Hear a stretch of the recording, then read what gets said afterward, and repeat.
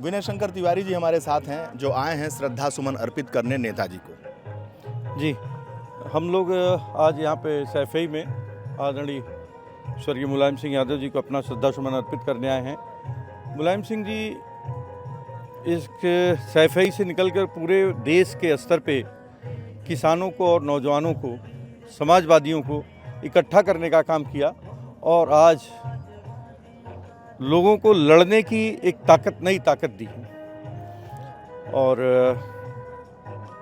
उनकी दी हुई और उनकी बनाई हुई समाजवादी पार्टी आज पूरे उत्तर प्रदेश में अपना स्थान रखती है और उन्हीं की एक तरह से जो ढांचा तैयार किया था उन्होंने, आज भारत की पार्लियामेंट में तीसरी सबसे बड़ी पार्टी है।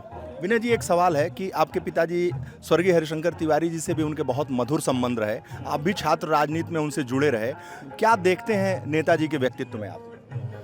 हमने कहा देखिए, जैसे हमारे पारिवारिक संबंध थे उनसे, इसमें कहीं कोई दो राय नहीं है।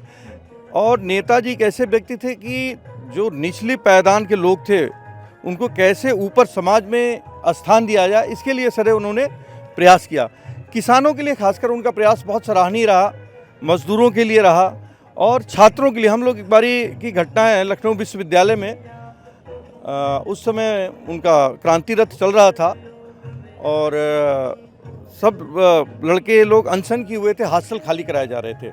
जब हम लोग उनसे मिलने गए तो हम लोगों के साथ वो आके धरने पर समय देने का काम किया था। तो नौजवानों को बराबर वो प्रोत्साहित करते रहते थे और अपने अधिकारों के प्रति वो सचेत किया करते थे और उसी की देन है कि आज समाजवादी पार्टी की नींव इतनी मजबूत है और हर नौजवान लगभग आज आदरणीय नेताजी के बताए हुए रास्तों पर चलने का प्रयास कर रहा है। ऐसा किस्सा जो आपके पिताजी और नेताजी का आपको याद हो?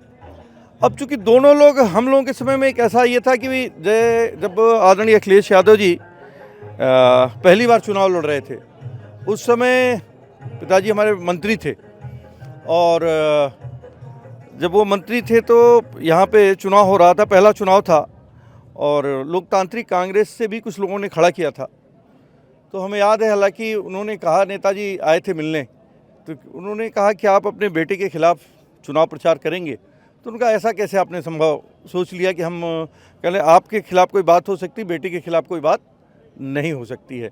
और वो कभी उनका कार्यक्रम हालांकि लगा था, लेकिन वो वहाँ पे चुनाव प्रचार करने नहीं आए थे।